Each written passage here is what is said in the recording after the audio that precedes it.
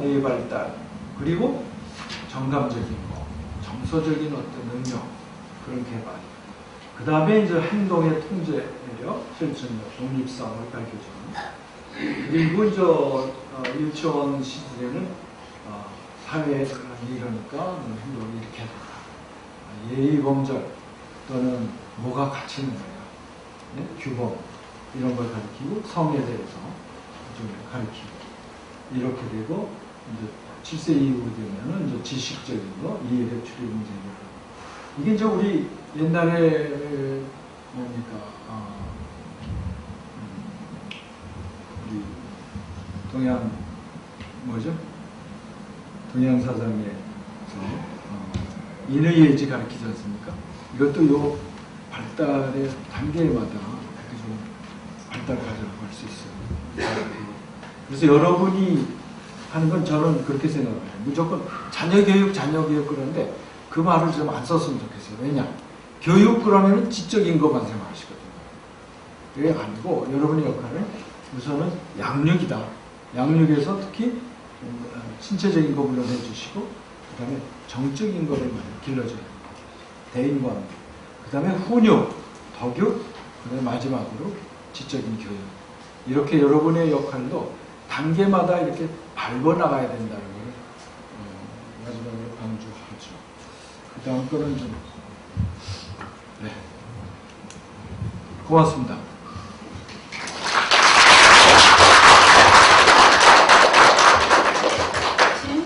제가 작년에 딱 1년 전에 ADHD 이제 진단을 받았는데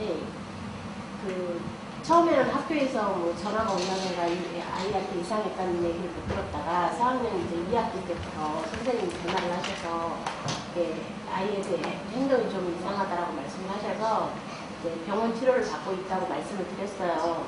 그러면서 이제 주위에 다른 학원 선생님한테도 얘기를 이제 애가 어떤 학습을 잘 하는지 뭐가 문제가 있는지 알아보면서 하나하나 이제 알렸거든요. 그런데 이제 다른 학원 선생님들은 잘 모르겠는데 학교 선생님이 아이를 ADHD 증후군이 있다고 정의를 하시고 자꾸 그것에 맞춰서 애를 이렇게 생각을 하신다는 느낌을 받았거든요. 그래서 그런 얘기를 주위 사람들한테 하다 보니까 선생님한테 그걸 굳이 알릴 필요가 없다 이렇게 말씀하시는 분들하고 또 어떤 사람들은 더 선생님하고 심도 있게 얘기를 해가지고 이렇게 도움을 받아라 이렇게 말씀을 하시는데 제가 이제 새 학기가 이제 5학년 올라가게 되는데 새로운 선생님을 만나게 됐을 때 선생님한테 다 병원 치료에 대한 얘기를 하고 이렇게 해야 되는 건지 아니면은 얘기를 안 하고 그냥 애가 1년 정도 되니까 좀 나아지는 모습을 보이는데 저희 집안에서 해결을 해야 되는 건지 그게 좀 궁금해요. 네, 선생님한테도 알리고 저는 아이디어하게는 선생님 그 다음에 우리 소아정신과 의사, 학부모들이 만나서 상의할 수도 있어야 되고 어떻게 공동적으로 도와줄까를 말하자면 팀 접근을 해야 돼요. 그런데 이상적이죠. 근데 현실이 이제 그렇지 않으니까 예를 들어서 우선 현실이 그렇지 않다는 게 선생님들 중에 ADHD에 대한 이해가 있으신 분이 있고 없으신 분이 있고 그 다음에 그럴 만한 시간이 없는 분이 있고 여유가 없는 분이 있고 학교 시스템이 그거를 특별히 도와줄 수 있는 여건을 만들어주는 학교가 있잖아요. 이러니까 이제 문제가 생기는 거죠. 그래서 요새 점점 좋아지고 있는 걸로 봅니다만 옛날에는 소아정신과에 이것 때문에 갑니다 그러면 그래요? 그럼 문제 안 해? 이런 반응을 보이는 선생님이 있단 말이죠. 그러면 알리면은 손해였어요. 그렇죠. 그런데 오히려 요새는 얘가 아무래도 여러 가지 문제가 있습니다. 그래서 소아정신 가보세요. 요새 혹시 뭐 ADHD 그런 게 아닌가 몰라요. 그러면서 보내주시는 분이 있어요. 근데 부모님이 우리 안 그래요. 오히려 부정하고 안 가려고 그러는데 설득해서 보내시는 분이 있어요. 그래서 너무너무 차이가 많습니다. 차이가 많아요. 그래서 이제 부모님의 판단을 하셔야 되는데 판단이 그렇게 쉽지는 않죠. 그러나 이미 지금 4학년 때 그런 선생님이 그런 편견이 있었지만 하여튼 ADHD가 있다고 했다면 그게 다음 선생님한테 안 알려지겠습니까? 알려지죠. 그러니까 그걸 숨긴다는 거는 비현실적인 것 같고, 알리고 선생님을 교육시킬 생각을 하셔야죠. 근데 그 교육을 당신이 나한테 교육받으셔 그럴 수는 없겠죠. 그렇지만 은근히 이제 이런 게 이런 겁니다. 그래서 뭐 책자도 갖다 드리고 브로셔도 갖다 드리고 그렇게 해서 이제 선생님 이렇게 도와주세요. 이랬으면 좋겠습니다. 또 명령하면 또 기분 나쁘지 않습니까? 그러니까 적절한 그런 실은 그 교육의 책임은 우리한테도 있습니다. 실제적으로 우리가 교육 열심히 하려고 그러죠. 초등학교 선생님들 그런 기회 있을 때마다 ADHD가 뭐냐? ADHD뿐만 아니라 다른 이러이러한 문제 때문에 아동들이 학교 공부에 지장이 있을 수가 있으니까 선생님 도움이 굉장히 필요하다. 그런 교육을 할 의미가 있죠. 그래서 점점 좋아지고 있죠. 지난 10년 전, 15년 전에 비하면 너무 좋아진 거예요. 네? 예를 들어서 ADHD, 그게 뭐예요? 전혀 개념이 없는 사람들이 많았어요. 부모님들. 요새는 부모님들이 너무 ADHD를 찾는다니까요. 우리 아이가 ADHD 같아요. 약 좀 주세요. 아니면 이게 ADHD가 틀림없으니까 약 좀 드세요. 약이요? 부작용 있잖아요. 부모님들이 너무 많이 공부하시고 배우셔가지고 나름대로의 편견을 가지고 오신다고 합니다. 그래, 그 편견과 싸우는 게 제 일 중에 하나입니다. 근데 아이디어를 한쪽으로 좀 생각하시면서 솔직히 그런 걸 보고 드리고 선생님 협조를 구하고 선생님이 양심 있는 선생님은 그렇습니까? 근데 제가 ADHD에 대해서 잘 모르는데요. 이렇게 나올 수가 있어야죠. 그러면 자료도 주시고 그리고 자료가 있습니다. 이제는 학교마다. 또 다른 네. 그래서 그런 거에 대한 어떤 진단을 지금 받고 있는 선생님한테도 얘기를 드렸지만 그런 어떤 치료 방법에서 어떤 쪽으로 접근하느냐에 따라서 좀 다를 수 있는지 좀 알고 싶고요. 네. 제가 도와줄 수 있는 부분이 어떤 것인지 알고 싶어요. ADHD와 아스퍼거가 혼동이 된 아이들이 조금 있습니다. 왜냐? ADHD 아이들이 사회성이 조금 힘들어. 친구들하고 사귀는 거. 그런데 아스퍼저에 비해서는 사회성의 문제가 그렇게 심각하지 않죠. 어떤 의미냐? 아스퍼저는 자폐증 그 계열로 봅니다. 우리가. 전반적 발달장. 거기의 특징은 아주 기본적인 사회성. 그건 뭘까요? 부모하고의 관계조차도 힘든. 네? 그런 히스토리가 있죠. 네? 근데, 그러니까 부모하고도 별로, 뭔가 감정적인 교류가 안 된다. 부모하고도. 그렇다면은, 아스퍼저를 의심해야 돼요. 그러나 ADHD는 그래도 부모하고 관계도 생기고, 광해운동이나 이런 것 때문에 좀 비상적이 되기도 하고 말 안 듣기도 하고 뭐 제멋대로 하긴 했지만 그렇다고 기본적인 관계가 안 생기는 건 아니에요. 그래서 그런 면에서 구별을 할 수 있습니다. 근데 ADHD가 심한 애들은 참 구별이 힘들 때가 있어요.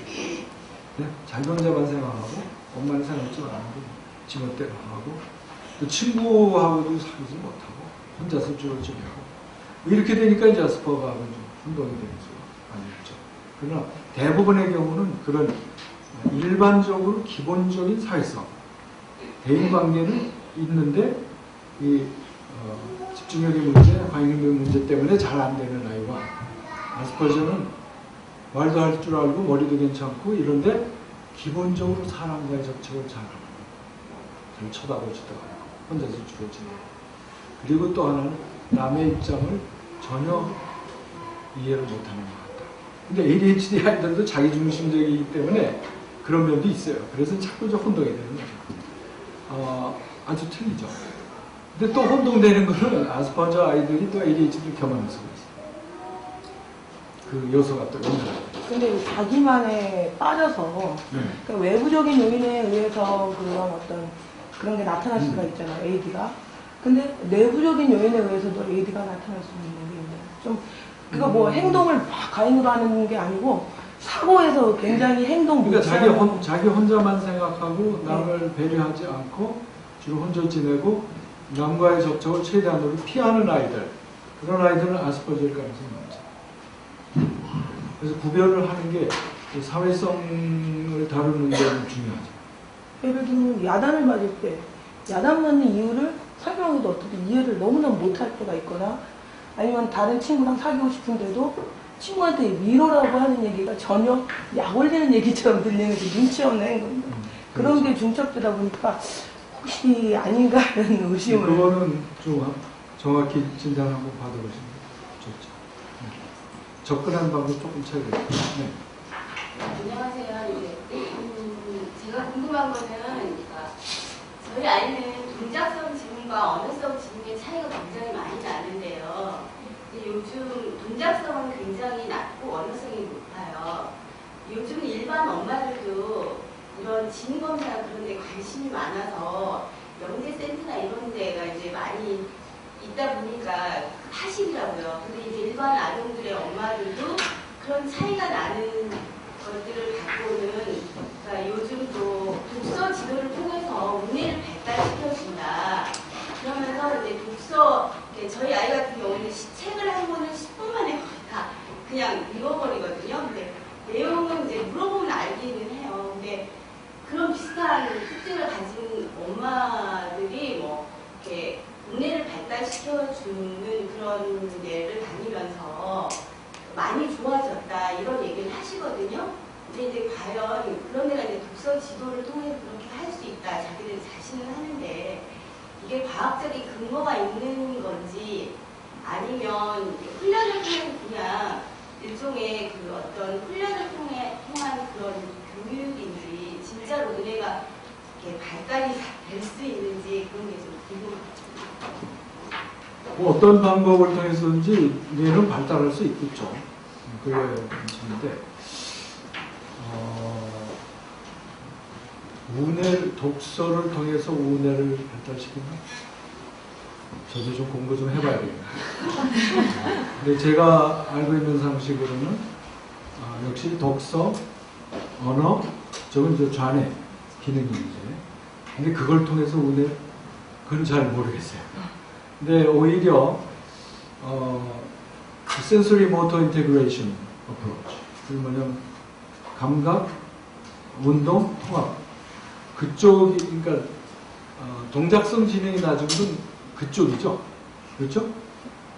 그쪽인데 그게 이제 우뇌가 많이 적용하겠죠.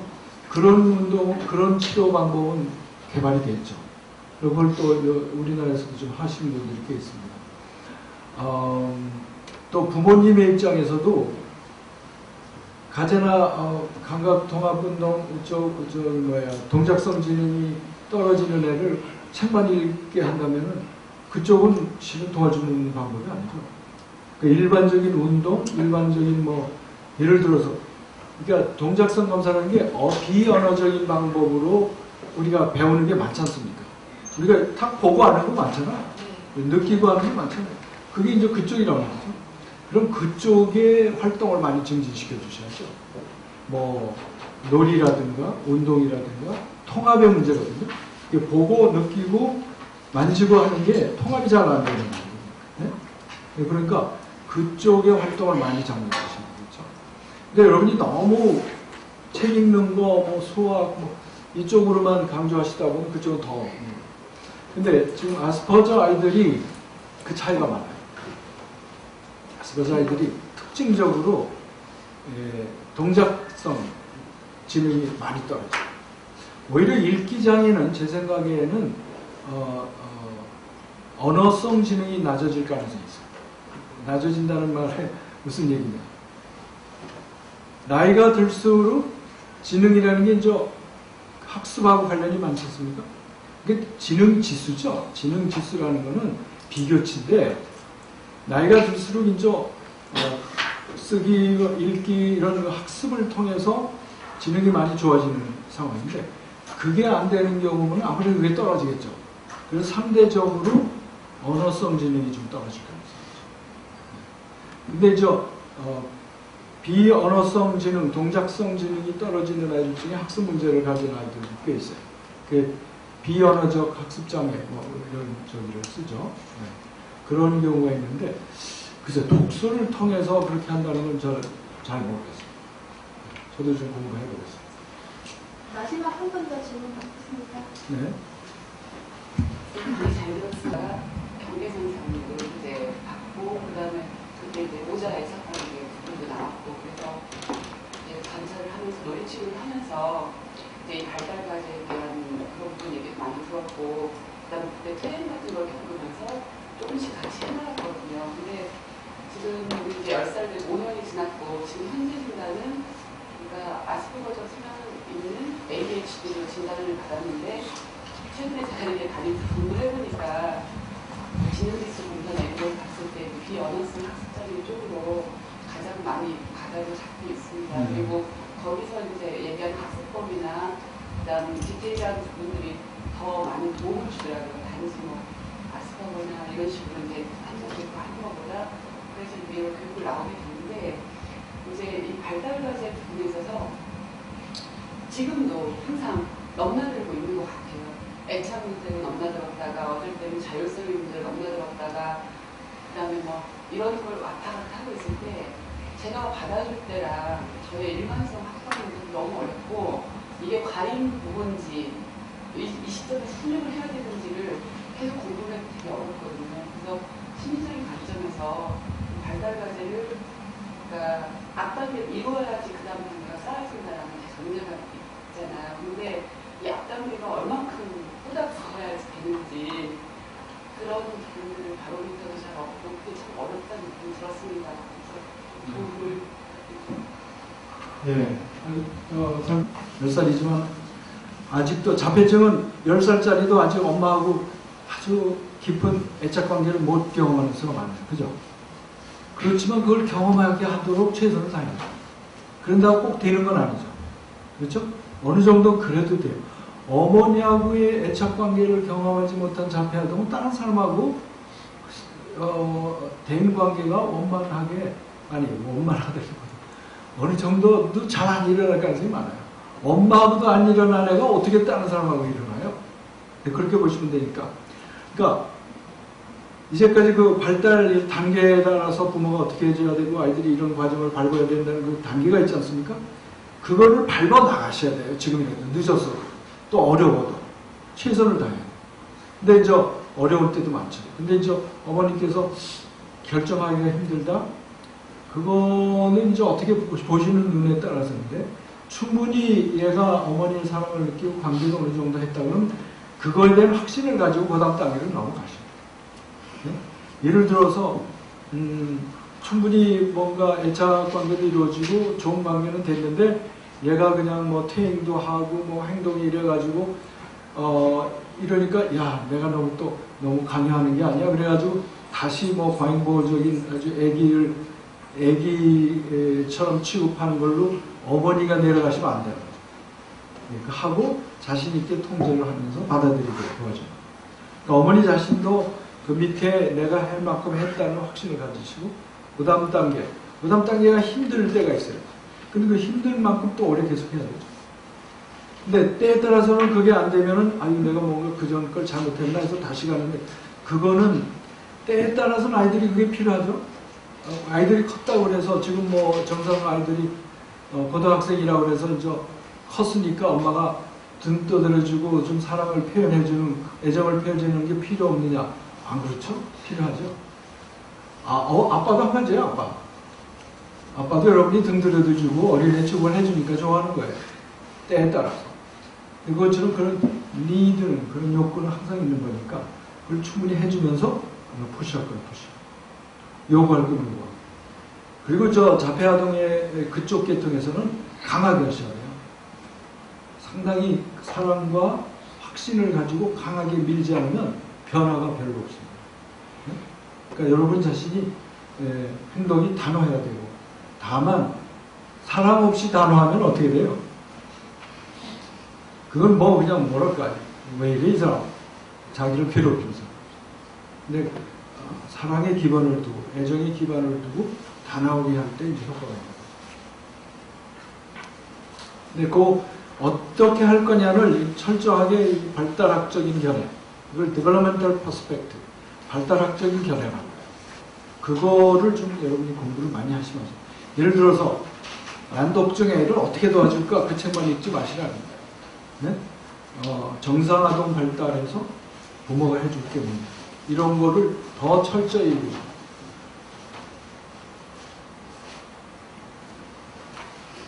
또 어떤 약간의 핸디캡이라도 있으면 그 자체가 자신감을 떨어지게 할 수 있죠. 근데 우선 중요한 건 집안 내에서 자기 주장을 할 수 있느냐, 독립심이 길러졌느냐, 그걸 한번 살펴보셔야 돼요. 집안 내에서 엄마가 시키는 대로 하고 명령대로만 하는 아이는 아니다. 그러지 말고 네 주장을 해라. 응? 근데 독립심을, 야 임마 독립심을 가져, 명령한다고 되는 거 아니죠. 그거는 굉장히 이율배반적인 얘기입니다. 엄마 말을 들으면 독립하는 게 아니잖아요. 자율성이 생기는 게 아니죠. 그렇죠? 그러니까 스스로가 용기 있게 엄마한테 대들 수도 있고, 자기 주장도 할 수 있고, 집안 내에서 할 수 있게 경험을 하게 해주시고, 그 다음에 그게 돼야지 친구하고 혹은 바깥에 나가서도 할 수 있는 기초가 되지, 집안에서도 독립심이 없고 빌빌대고 엄마한테 의존적인 애가 바깥에 나가서 너 임마 이럴 때는 한 대 때려? 요새 엄마들 때리라는 소리를 많이 하더라고요. 당하지만 말고 때려. 그거 안 된다고요. 왜? 정말 진정한 의미에서 자기 주장이 생기고 자신감도 있어서 부모한테도 자기 의견을 충분히 얘기하고 때에 따라서는 반항할 수도 있고, 이런 게 길러져야 돼요. 그렇게 이제 우선 집안에서 제대로 하고 있느냐 반성하시고, 그 다음에 그럼 자연히 친구 관계에서도 저고, 그리고 기회를 많이 만들어 주시고, 그런 그 경험을 많이 해줘야죠. 또 유치원 선생님이 한테 부탁해서 이런 면으로 좀 많이 길러 주십시오. 부탁할 수도 있고. 그래서 뭐 유치원 선생님들이 그런 쪽으로 많이 생각을 많이 하시니까. 그러니까 아까 말씀드린 이런 그 발달 단계를 나하고의 관계에서 집에서 충분히 제대로 밟고 길러줬느냐, 이런 걸 먼저 생각하시죠. 여기서는 안 하고 바깥에서 할 수 있다는 기대 없어요. 마지막으로 한 분 더 한번만 질문 받겠습니다. 저희 같은 경우는 초등학교 2학년 남자인데 따로 ADD를 받았거든요. 그게 선생님 말씀은 검사 결과로는 ADHD는 전혀 상관이 없는데, 엄마가 이야기하는 집에서의 행동이나 다른 여러 가지가 이제 주의력 결핍형 우세형으로 의심스럽다라고 말씀하셨는데, 동생이 1학년 남자애가 난독증 진단을 받았어요. 그러고 나서 이제 선생님이랑 동생 결과를 보다 보니까 형도 사실은 이게 학습장애 쪽이 있을 가능성이 있다는 말씀을 하시더라고요. 근데 제가 보기에는 지금 전혀 학습적으로 문제가 없다고 느끼는 상황인데, 이게 좀 막막하고 뭘 봐줘야 되는지도 사실 모르겠고, 얘가 나중에 그걸 겪게 됐을 때 좀 틀리잖아요. 아예 처음 6살, 7살에 느끼는 그 딱 눈에 보이는 게 문제가 있는 거하고 전혀 인식할 수 없는 상황에서 뭔가 이렇게 문제가 있다는 감만 잡아주는 그런 상황이 있잖아요.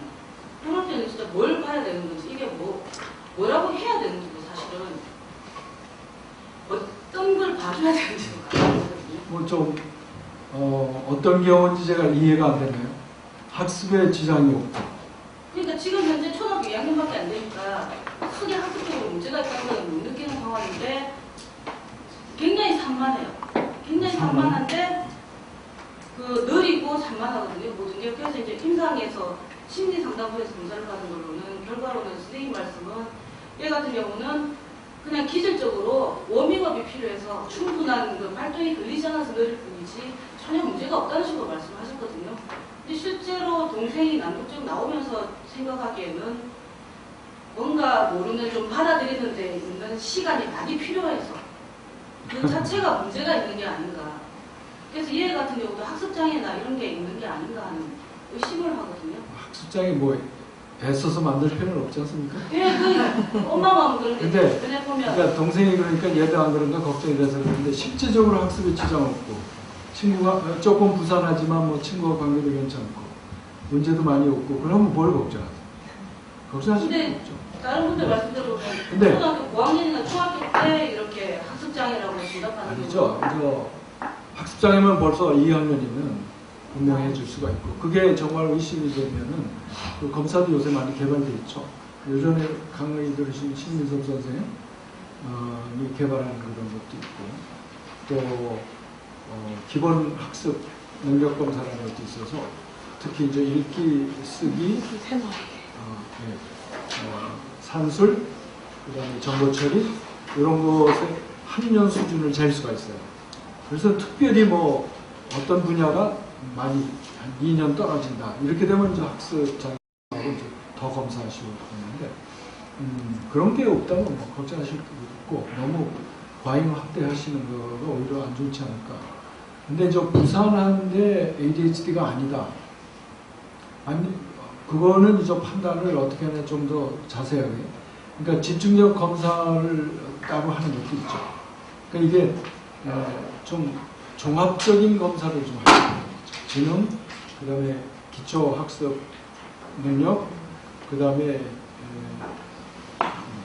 집중력 검사 이런 걸 통해서 정말 저게 없으면 너무 걱정하지 않으셔도 되지 않을까. 너무 엄마가 걱정함으로써 얘가 뭔가 분위기상 엄마가 나를 장애하를 취급하는 것 같아. 뭐 이렇게 되면 오히려 해가 될 수 있죠. 특별히 다른 문제가 없다면. 근데 상당히 광역운동이 있는데도 아니다 이러는 게 그런 좀 경험 있는 선생님한테 좀 작업을 하시는 게 좋지 않을까.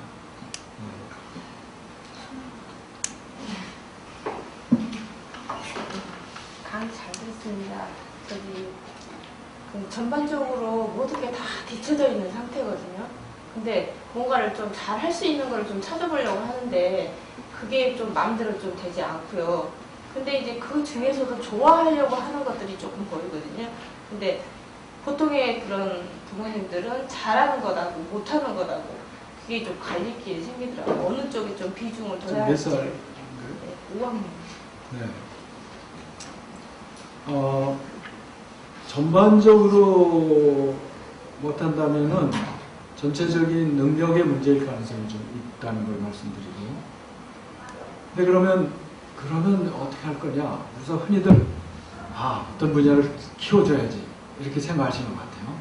특별히 탤런트가 있는 걸 찾아서 이걸로 해서 나중에 그걸로 밥벌이를 해야지. 이런데 어렸을 때부터 그걸 길러주는 거는 힘들 수도 있고요. 바람직하지 않을 수도 있다고 봅니다.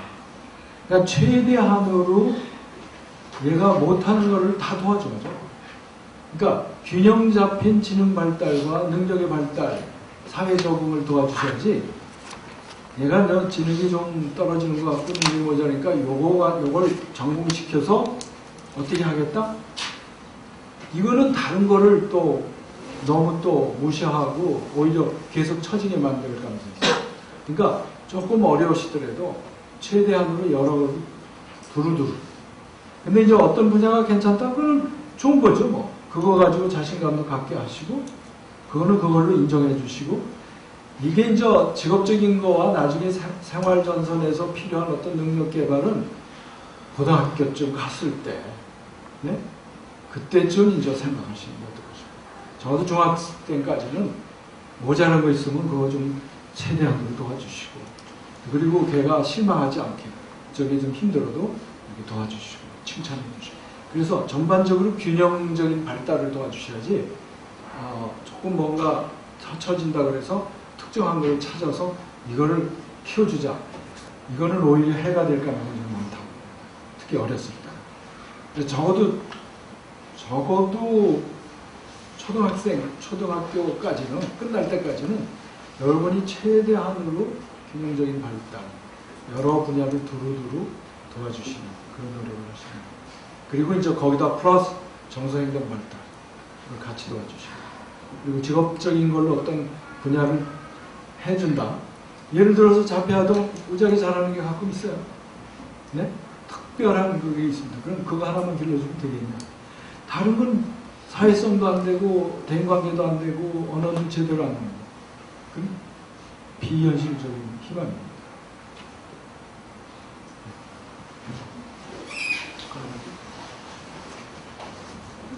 오늘 참석해 주셔서 감사하고요.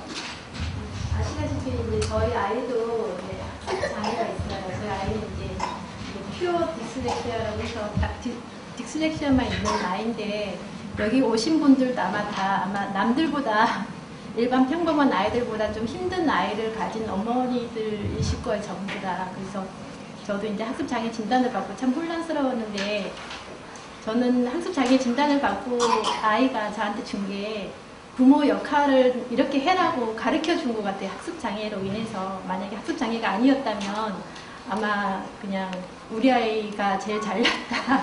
우리 아이는 남들보다 아마 우리 아이밖에 모르고 아마 키웠을 것 같은데 이렇게 힘든 진단을 받고 아이와 함께 겪어보니까 부모가 이런 거구나 하는 거를 많이 배웠거든요. 그래서 학습장애를 저는 저한테 선물이라고 생각을 해요. 하나님이 저한테 주신 선물이라고 생각을 하거든요. 그래서 이렇게 힘든 아이 키우면서 뭐 단점 찾는 거는 뭐 이렇게 떨어지는 낙엽과 같다고 누가 말씀하신 것 같아요. 오늘 4월부터 오늘 이 시간까지 교육하면서 아이를 키우는데 도움이 되시기 바라고 조금이라도 좀 유익한 시간이 되셨길 바랍니다. 감사합니다. 금방 말씀하셨듯이 이 문제 선물 될 수 있을 것입니다. 저는 학습장애의 사람이 있고 난투증 가지고 있습니다. 정상적인 사람이 있고 만족한 생활하고 있습니다. 교수님 여러 번 말씀하셨듯이 공부만 생각하면 여러분 휘심될지도 모르겠습니다. 사실은 세월 덕분에 굉장히 긴 체험입니다. 10년, 15년 동안 저도 고생 많이 했습니다. 사실입니다. 그 뒤에 제 생활 잡아서 제 길 잡아서 만족하게 기쁘게 살고 있습니다. 여러분 애들도 특별한 재능 가지고 있는 것 믿습니다. 여러분 그거 쳐주세요. 우리 애들 뭐 할 수 있습니까? 공부만 생각하지 말고 공부만 생각하면 속상하시고 아프시고 안 됩니다. 앞에 학생 아니라 사람입니다. 인간입니다. 이런 사람 앞으로 어떤 인간 될 수 있습니까? 분명히 고통 덕분에 훌륭한 사람 될 수 있을 것 같습니다. 교수님께 감사드리고 비전님 1년 동안 고생하셔서 감사드리고 봉사자들에게 1년 동안 도와주셔서 감사드리고 도움이 되면 좋겠습니다. 고맙습니다.